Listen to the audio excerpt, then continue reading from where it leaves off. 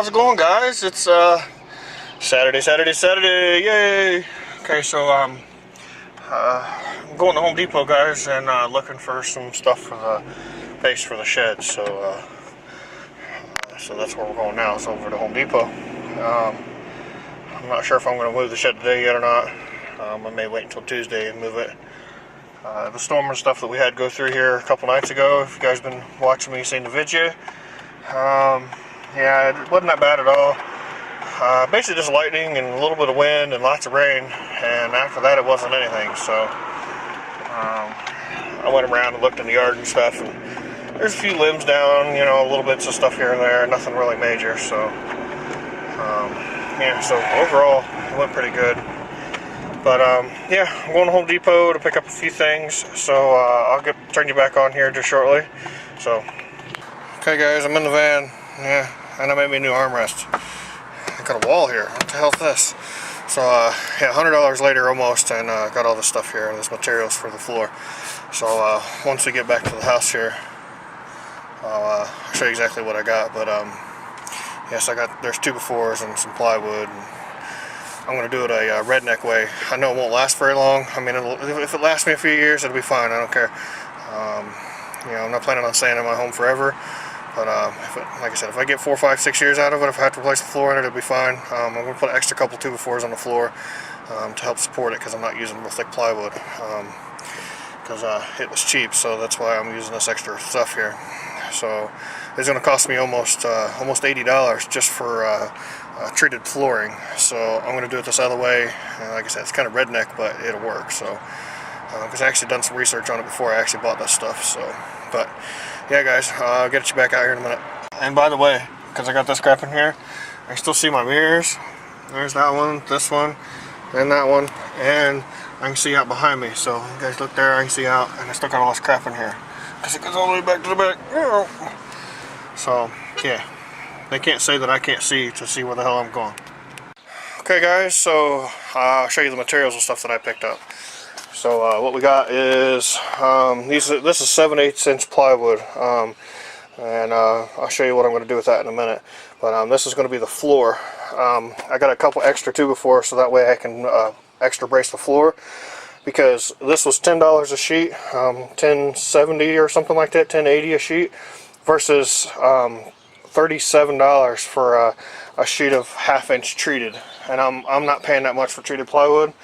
I know that this stuff won't last as long as a treated piece of plywood, but I'm going to try a redneck way of doing it and kind of deal with it this way. If I have to later on, I'll jack the shed back up and redo the floor, but I'm not necessarily planning on being in the house forever, so if this lasts a few years, it'll be fine. So hopefully the way that I'm going to do it, it'll be okay. So I got 8 treated 2x4s, and I got a couple regular ones just as so I can put that piece on the side and a couple other little places.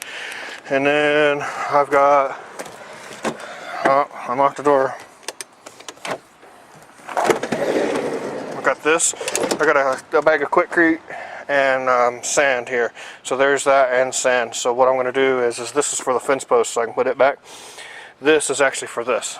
What I'm going to do is I'm going to use this, and I'm going to coat that plywood.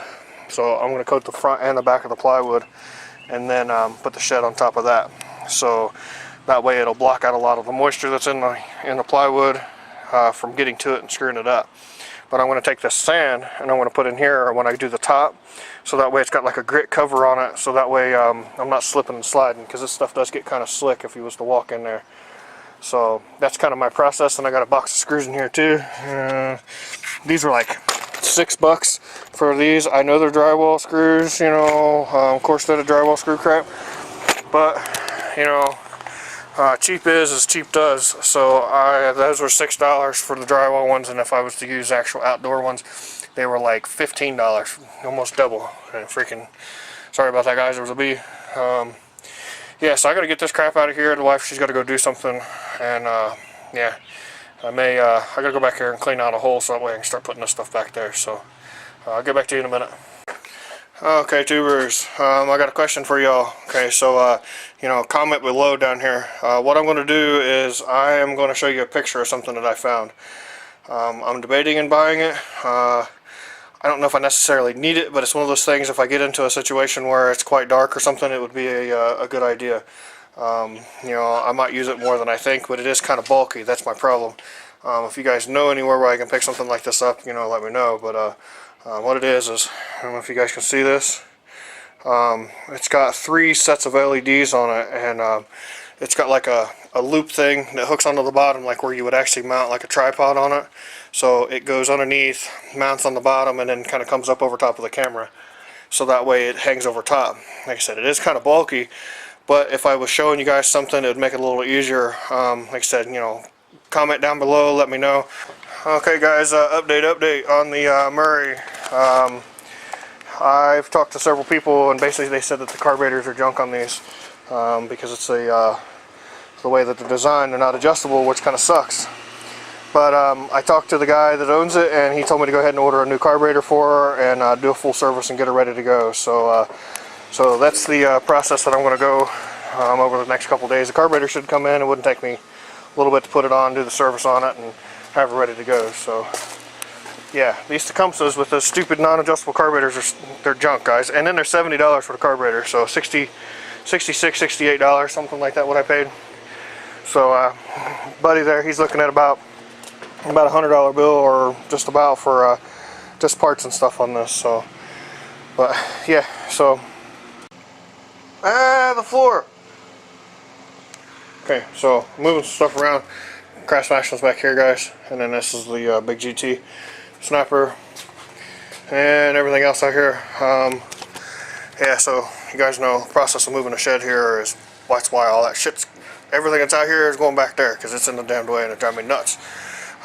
Driving the wife crazy, driving the kids crazy, because they ride the bikes and shit out here and all that crap. So yeah, so that's why the shed's been on a you know, hurry up and try to get her moved kind of thing. But I'm going to make a spot in here so that way I can go ahead and start coating these boards and stuff. I may start doing that tonight. At least get one side coated on at least a couple of the boards in here. But I'll have to kind of see if I can get it done tonight or not. It's already about 5:30, so I'm trying to move some stuff around so I have plenty of room in here to do what I got to do. So, but yeah, I'll get you back out in a minute and see what else goes on. Oh, the other day I didn't post the video, but I'm gonna post it in this one. Something tried to get into my garage, or got into the garage and was getting out. So up here in the back, I got one of those little vent things at the top of my garage up here. So I don't know if you guys can see that. You see up here, there we go. See how this is real wide? You know, right there, it's got a big hole in it, and then the rest of them aren't.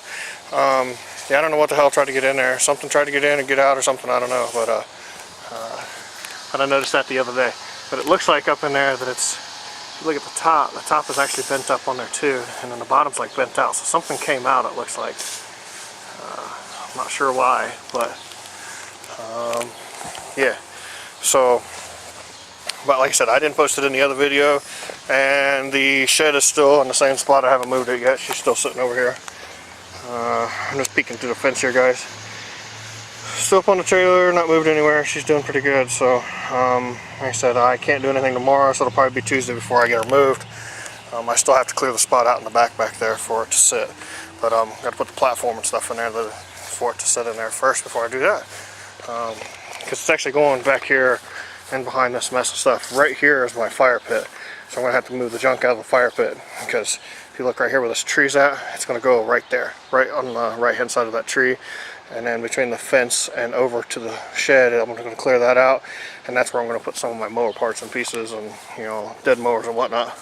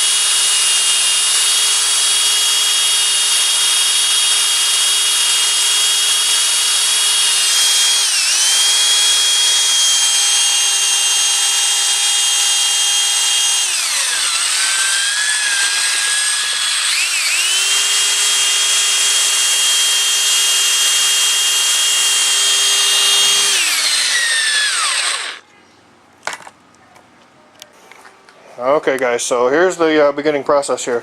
So I just got it up on the trash cans, and I'm using this as my my catch bucket. So I'm going to use this to dump it on there, and I'm going to roll it all over this whole thing. So yeah, I'm just going to roll it on here and just make it black is all I'm doing. And I'm going to cover the whole piece of plywood from top to bottom, in and out, all the edges and everything. So yeah, so it'll be a black piece of plywood with this junk all over it, and it'll help seal it. I may have to do a couple coats on it, I don't know yet, but we'll have to see once I get that point. So let me get this done on here, and then I'll be right back with you guys. Okay, 1, 2, 3. I just did that one. 2 cups. These I don't know. Those are 14, 16 ounce cups, something like that. Maybe even 20. Does these real well. So, and I've got all the edges done. When I go and actually put it on the flooring, you know, shoot, whatever the hell you want to call it, the dealie for the bottom, when I put the 2x4s in there. Once I put these on there, I'm going to go back and go along the edges where I screw it down, and then I'm going to do the other side, which this is the bottom. I'm going to flip it over once I actually get it on there, and put the sand in it, and do the whole layer before I actually put the shed down. So I got one more to go. Yeah. So next. Okay. 1, 2, 3, 4. Okay, so I've got all 4 of these. The first coat put on them. Stuck bricks in between here, so that way they can air out and dry out. What I've noticed is I get little places like this, because this is a latex-based sealer. So I have to, let them dry out, because latex is kind of got some oil, or not oil, but water in it instead of an oil base. So I got to let it dry out, and then I'll go over it again, and I'll get all these little places picked up. I did put about half a bag of sand in that can there, and just about did a whole nother. It almost filled it all the way up to the top there. So, but yeah, I'll go over this one more time, and I'll do the bottom when I get ready to go take it back there, and then I'll do the top once I actually get it ready to put the shed on there. So just got to let them dry now, guys. So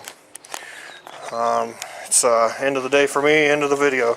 So she's about 7 o'clock. I gotta figure out what we're going to eat, and get the rest of the stuff put in the garage here, because I've got to get a couple parts for this one, just some gaskets and stuff, and then this one here I got it the other day too. Those mowers are freaking awesome mowers if they run good. I've worked on 2 of them, and I've used them both, and they're I don't know what it is about these mowers. They'll mow grass 1.5 feet tall and just eat it. So yeah, and I don't know about this one. This got a Honda 5.5 on it. So like I said, I got a couple parts I got to get for this one, and that one there I don't know yet. So and I got parts coming in for the little bitty mower, and here's my regular push mower, guys. I probably never showed you guys this one. 6.5. It's got a Briggs in it. I think it's a Briggs. I don't know.